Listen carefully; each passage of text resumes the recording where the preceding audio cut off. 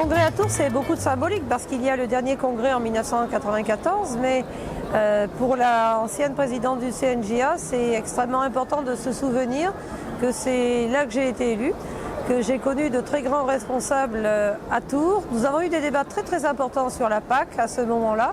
Je me souviens même du discours du ministre très vif à l'époque.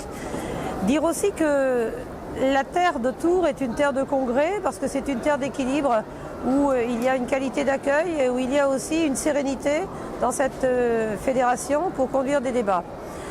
Dominique Malagu, à qui j'ai téléphoné il y a peu, sera des nôtres.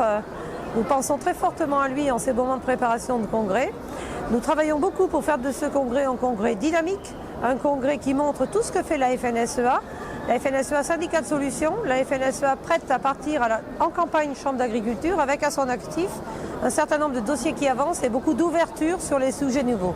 Notre leitmotiv est « Le monde bouge, bougeons ». On ne peut pas rester inerte face à toutes les évolutions qui nous entourent, mais avec l'agriculture et grâce à l'imagination de la FNSEA et de ses adhérents, il y a de multiples solutions qui se dessinent au plan économique, au plan territorial, au plan environnemental, au plan d'alimentation. La loi que nous portons va amener de meilleures solutions pour les agriculteurs. Nous y travaillons d'arrache-pied et nous espérons qu'en juin, nous aurons les fruits de notre effort sur ce sujet-là. Et puis c'est aussi le dossier des ZDS, du Mercosur, du numérique, des dossiers compliqués, des dossiers structurants comme le contrat de solution. Beaucoup de travail porté par différents experts sur les dossiers. C'est ça la FNSEA, travailler en permanence et puis lever le nez du guidon pour préparer les élections.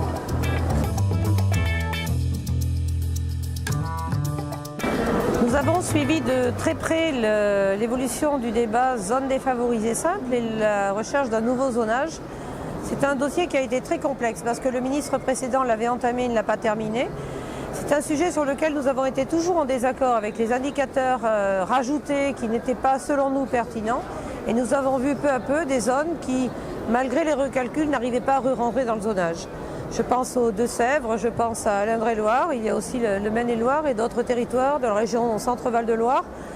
Je comprends que pour les agriculteurs, c'est une très grande interrogation. Comment trouver le remplacement des moyens perdus à cause de la sortie de la carte ZDS? Le ministère s'est engagé à mettre des groupes de travail. Nous y serons très présents et très actifs. Nous allons faire en sorte que l'on puisse avoir des moyens pour donner à ces exploitations des leviers de recréation de valeur, créer des investissements structurants et accompagner les agriculteurs pour retrouver des voies de revenus dans ces zones-là. Il y a des nouveaux entrants, il y a des sortants. C'est très compliqué pour les sortants. J'en ai aussi dans mon département et je sais leur forte inquiétude en ce moment. Nous serons aux côtés des agriculteurs. Je sais que la FDSEA a beaucoup accompagné aussi ceux qui étaient les plus concernés par ce sujet.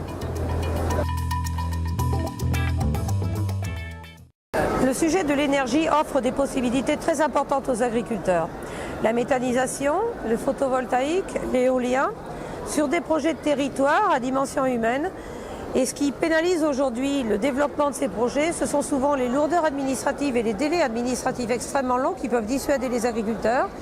Et puis c'est aujourd'hui aussi la lourdeur des investissements et parfois la frilosité de certains partenaires financiers.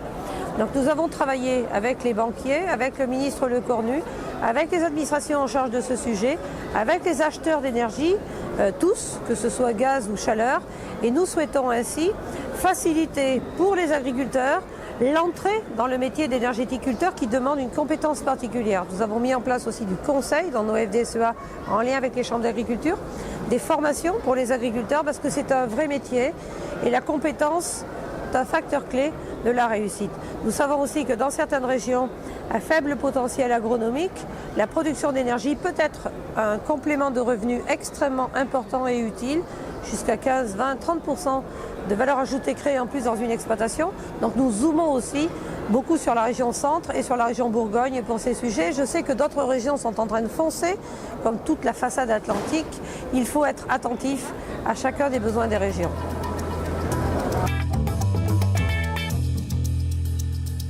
Ce qui caractérise le syndicalisme FNSEA, c'est d'être toujours présent au bon niveau. La FNSEA a tous les interlocuteurs nationaux et s'attache à les voir régulièrement. Les fédérations régionales ont comme interlocuteurs les conseils régionaux dotés de nouvelles compétences aujourd'hui et aussi les préfets de région et les administrations régionales.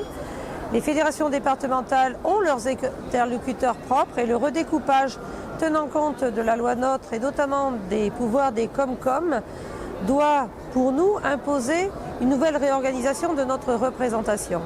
Il y a bien sûr les communes, aussi les cantons, mais les regroupements qui ont été opérés nous imposent un redécoupage, permet aussi de mutualiser, d'être plus efficient. Être au bon moment, au lieu de décision, c'est extrêmement important aussi par rapport à des débats importants dans les clés à propos des sages. Les agriculteurs le savent, si les débats se passent sans nous, très souvent ils s'organisent contre nous et sont plus difficiles ensuite à réintégrer. Donc c'est très important d'être dès le début des opérations au bon niveau de décision.